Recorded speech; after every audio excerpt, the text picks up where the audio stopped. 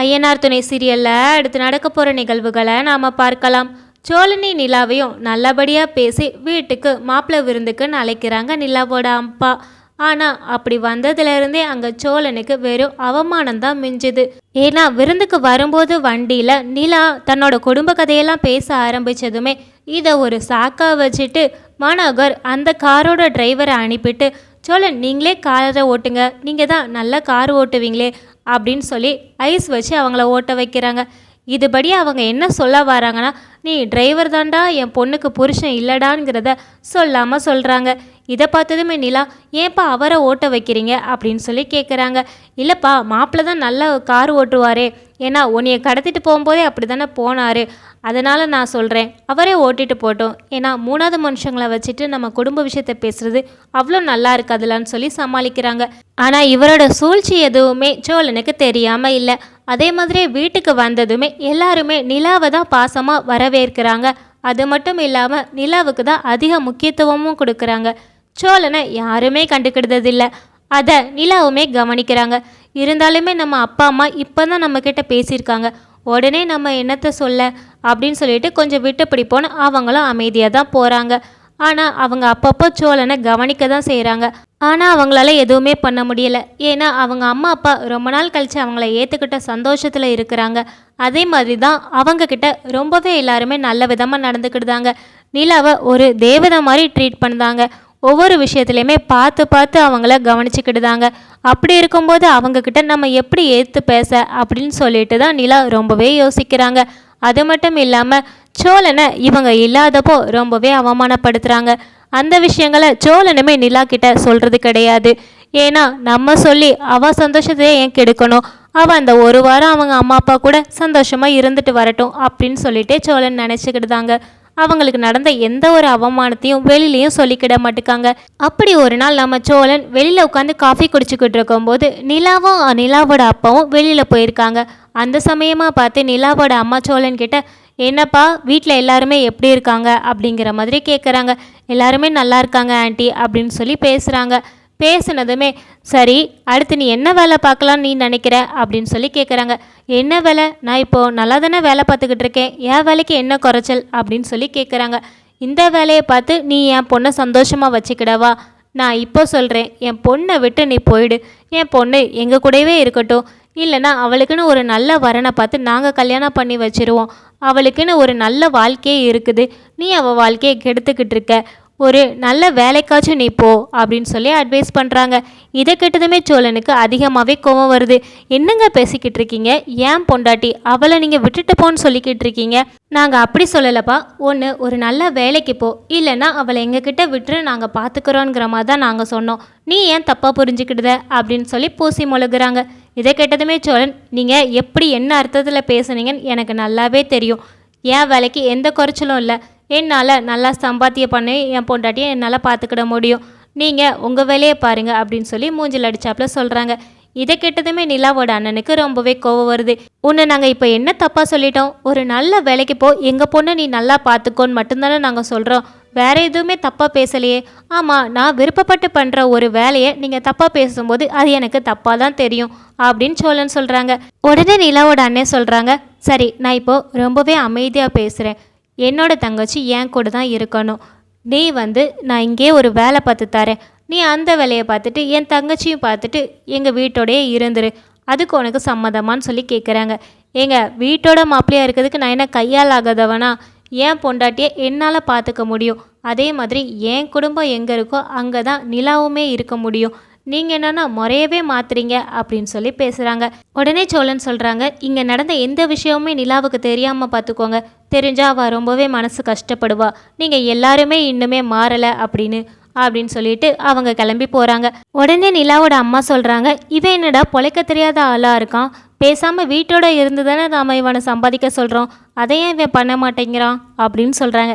ஏமா நம்மக்கிட்ட நல்லவே மாதிரி நடிக்கிறான், அவன் இந்த சொத்துக்காக மட்டும்தான் நிலாவை கல்யாணம் பண்ணியிருக்கான், கண்டிப்பாக பாருங்கள் அவன் மொத்தமாக பிடுங்கிறதுக்கு தான் ஏதாவது பிளான் பண்ணுவான், அவன் ஏன் இங்கே இருக்க போகிறான் அப்படின்னு சொல்லி ஏற்றி விடுறாங்க.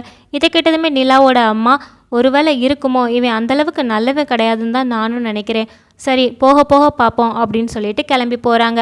ஆனால் இது எதையுமே தெரியாமல் நிலா இப்போ தான் வீட்டுக்கு வராங்க. வந்ததுமே சோழன் எல்லா விஷயத்தையுமே சொல்லலாமா சொல்ல வேண்டாமான்னு தான் யோசிக்கிறாங்க. ஆனால் தெரிஞ்சா நிலா கஷ்டப்படுவாளேன்னு சொல்லி அமைதியாக தான் இருக்கிறாங்க. இங்கே நிலாவோட அப்பா நிலா கிட்ட, ஏம்மா நான் உங்ககிட்ட கொஞ்சம் பேசணும் அப்படின்னு சொல்கிறாங்க. எப்பா எதாக இருந்தாலும் சொல்லுங்கள், ஏன் இப்படி தயங்கி தயங்கி கேட்குறீங்க, என்கிட்ட தானே பேச போகிறீங்க, சொல்லுங்கப்பா அப்படிங்கிறாங்க. இதை கேட்டதுமே மனோகர், இதை கேட்கலாமா வேணாமான்னு தெரியல. நான் சென்னையில் அவங்க வீட்டுக்கு வந்தப்பமே பார்த்தேம்மா, உன் வீடு ரொம்பவே சின்னதாக தான் இருக்குது. நீ இங்கே வசதியாக வாழ்ந்த பொண்ணு வேற. நீ எப்படி அந்த வீட்டில் இவ்வளோ தூரம் அட்ஜஸ்ட் பண்ணிட்டு இருக்கன்னு எனக்கு தெரியலை. நான் சொல்கிறத நீ கொஞ்சம் கவனமாக கேளு. அந்த வீட்டில் அதே மாதிரி எல்லாருமே ஆம்பளைங்களாக தான் இருக்கிறாங்க. உனக்கு ஒரு பாதுகாப்பே இல்லாத மாதிரி தான் அப்பா நினைக்கிறேன். நீ அங்கே உள்ளவங்க எல்லார்கிட்டேயுமே பாசமாக தான் இருக்கிற. ஆனால் அப்பாவுக்கு உன் மேலே உள்ள பாசம் உனக்கு தெரியும்லாமா.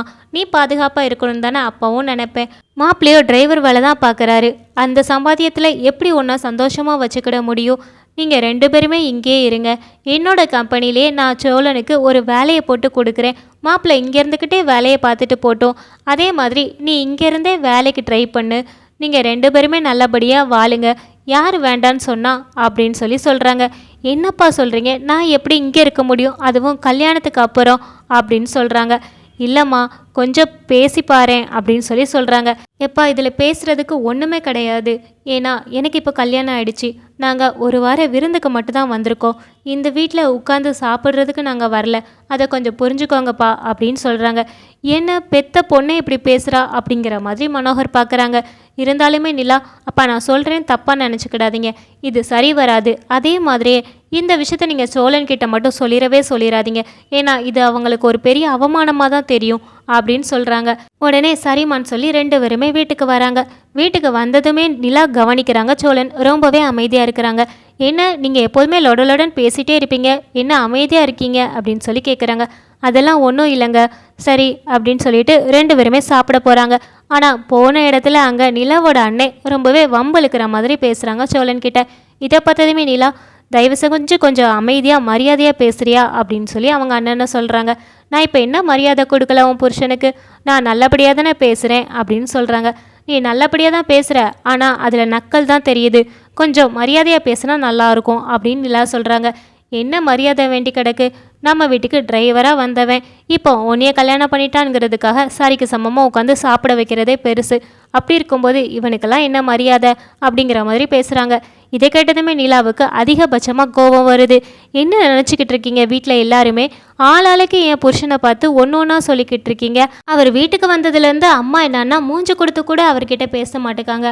அதே மாதிரியே நீ என்னடானா இப்படி நக்கல் பண்ணிகிட்டே பேசிக்கிட்டு இருக்க, நான் கவனிக்கல நீ நினச்சிக்கிட்டு இருக்கியா அண்ணே அப்படின்னு சொல்லி திட்டுறாங்க. அது மட்டும் இல்லாமல் அப்பா இன்னைக்கு உச்சக்கட்டமாக தனியாக நான் மாப்பிள்ளைக்கு வேலை வாங்கி தரேன், நீங்கள் 2 பேருமே இங்கேயே இருங்கன்னு சொல்லி பேசுகிறாங்க. இது எல்லாமே நீங்கள் என்ன எண்ணத்தில் பண்ணிக்கிட்டு இருக்கீங்க? நான் இந்த வீட்டுக்கு வந்ததுக்கு காரணமே நான் உங்கள் மேலே வச்சுருக்க பாசம் மட்டும்தான். அதே மாதிரி அப்போவுமே என்னைய மனசு மாதிரி கூப்பிட்டதால மட்டும்தான் நான் இந்த வீட்டுக்கு வந்தேன். ஆனால் சோழன் முழுசாக என்ன நம்பி வந்திருக்காங்க. அவங்கள நீங்கள் எப்படி அவமானப்படுத்திக்கிட்டு இருந்தா அது எனக்கு எப்படி சந்தோஷமாக இருக்கும்? நான் இத்தனை மாதமாக அவங்க வீட்டில் தானே இருக்கிறேன். அங்கே எனக்கு எந்த ஒரு அவமானமும் எந்த ஒரு கஷ்டமும் வந்ததே கிடையாது. எல்லாருமே என்னைய அவ்வளோ பாதுகாப்பாக பார்த்துக்கிட்டாங்க. ஆனால் இங்கே வந்ததுலேருந்து எனக்கு எப்போதுமே ஒரு டென்ஷனும் ஒரு பயமும் இருந்துக்கிட்டே தான் இருக்குது. நீங்கள் எல்லாரும் ஏன் இன்னுமே மாறாமல் இருக்கீங்க அப்படின்னு சொல்லி ரொம்பவே கவலைப்பட்டு நம்ம நிலா பேசுகிறாங்க. இதை கேட்டதுமே நிலாவோட அப்பாவும் அம்மாவும் சமாளிக்கிறாங்க. உடனே சோழன் சொல்கிறாங்க, உங்கள் அப்பா உங்ககிட்ட தனியாக பேசுனாங்கல்ல, அதே விஷயத்த உங்கள் அம்மா என்கிட்ட தனியாக பேசுனாங்க. இந்த வீட்டிலே இருங்க, நாங்கள் உங்களுக்கு ஒரு நல்ல வேலை வாங்கி தரோம், என் பொண்ணை பார்த்துக்கிட்டு நீங்கள் இங்கே இருந்தீங்கன்னா எங்களுக்கும் நல்லா இருக்கும்னு எங்ககிட்ட பேசுனாங்க. ஆனால் அதுக்கு நான் மாட்டேன்னு சொல்லிட்டேன். அதே மாதிரி இந்த விஷயம் உங்களுக்கு தெரிஞ்சால் ரொம்பவே கஷ்டப்படுவீங்கன்னு நான் சொன்னேன். ஆனால் அவங்க தனியாக உங்ககிட்டையுமே இந்த விஷயத்த பேசியிருக்காங்கங்கிறது எனக்கே ஆச்சரியந்தான் அப்படின்னு சோழன் சொல்கிறாங்க. இதை கேட்டதுமே நிலாவுக்கு இன்னுமே கோபம் வருது. என்னம்மா பண்ணிக்கிட்டு இருக்கீங்க? நீங்கள் எல்லாருமே உங்கள் மனசில் என்ன நினைக்கிறீங்கன்னு எனக்கு தெரியலை. ஆனால் இதுக்கு மேலே நாங்கள் இங்கே இருந்தால் எங்களுக்கு மரியாதை இல்லைன்னு நான் நினைக்கிறேன் அப்படின்னு சொல்லிட்டு சோழனை கூப்பிட்டுட்டு நிலா வெளியில் கிளம்புறாங்க. இதை பார்த்ததுமே நிலாவோட அம்மாவும் அப்பாவும், நாங்கள் சொன்னதெல்லாம் தப்புதாம்மா, எங்களை மன்னிச்சிருன்னு சொல்லி மன்னிப்பு கேட்குறாங்க. உங்கள் மன்னிப்பெல்லாம் இதெல்லாம் பண்ணுறதுக்கு முன்னாடி இருக்கணும். இப்படி அவர் வந்ததுலேருந்தே அவரை அவமானப்படுத்தி இப்படி கேட்கக்கூடாத விஷயத்தெல்லாம் கேட்டுக்கிட்டு இருக்கீங்க. இதெல்லாம் எந்த விதத்தில் நியாயம்?